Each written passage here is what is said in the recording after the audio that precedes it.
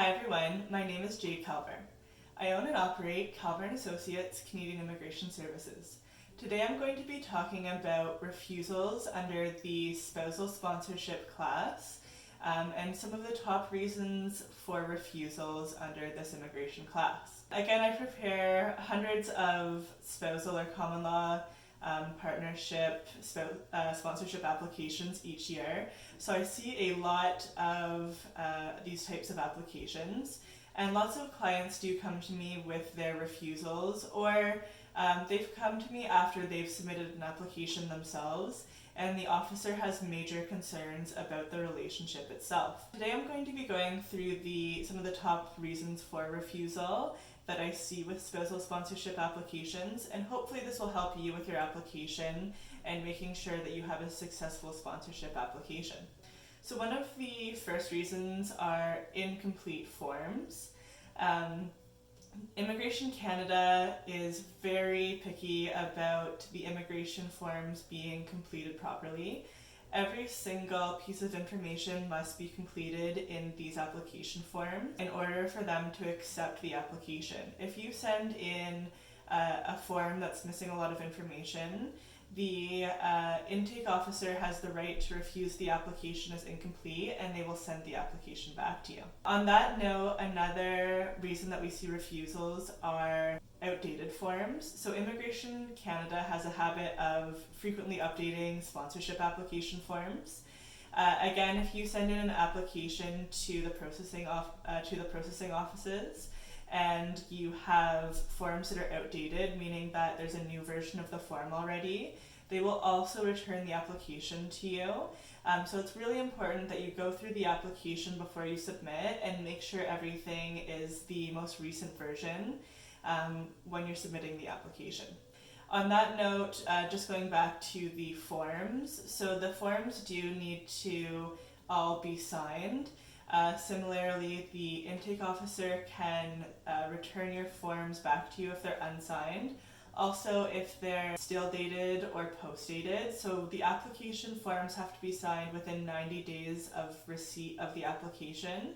And you also can't post-date them, so you can't date them into the future and have it received at the office at a date that's actually before they were signed. Another reason is lack of sufficient documentation. So this is a big one. So for example, with an in Canada application, you do need sufficient proof that both of you are living at the same address. If you submit an application that is missing documentation, the intake officer will potentially return it back to you, or even if it is taken in for processing. We have seen cases where the officer has said, you haven't provided sufficient evidence for the application, please provide additional evidence. So it's really in your interest for processing that you provide everything up front. Failure to pay the fees. So this is another big one. If you don't pay the correct fees for your application, the application will actually be returned to you. We've had clients who pay the incorrect processing fee either for the spousal sponsorship application or maybe the in Canada work permit application, and they've seen their applications returned back to them. Applications mailed to the wrong address. So depending on the class of application you're applying under, it either needs to go to Mississauga or Sydney. So it's really important when you're preparing an application that it goes to the right processing address. You do need to make sure that you send it to the right address, or else it will also be sent back to you. Another reason are incorrect photos. So permanent resident photos need to measure 2 inches by 2 3/4 inches. A lot of photo centers, especially if the photos are done outside of Canada, they don't have the correct sizes for Canadian standards, and they also, these photos also need to have your name, date of birth, and the date that the photo was taken, as well as the information center for the photo center. So like the address and the name for the photo center.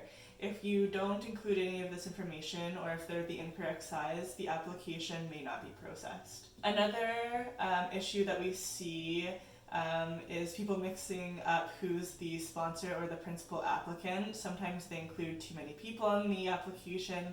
Sometimes they mix up who's the principal applicant or the sponsor. It seems obvious, but I have seen applications where they've mixed up who is who, and that can really create problems with an application. And lastly, this is a really important one, not paying attention to the country-specific requirements. When you're looking online, depending on the country of the principal applicant, the home country, there can be country-specific documentation that's required for that country. And similarly, if you were married in a different country and that country has specific requirements for maybe a marriage or a birth from that country, you have to pay attention to that as well. And lastly, translations are also a big one. A lot of people do make mistakes when it comes to translation formats. It's really important that the translations include both a certified copy of the original as well as a translation that includes an affidavit that affirms the accuracy of the translation from the native language to English. So it's really important that you include both of these elements with translations when preparing an application, or else they'll refuse the translation. So that's everything for today when it comes to sponsorship applications and common reasons for refusal.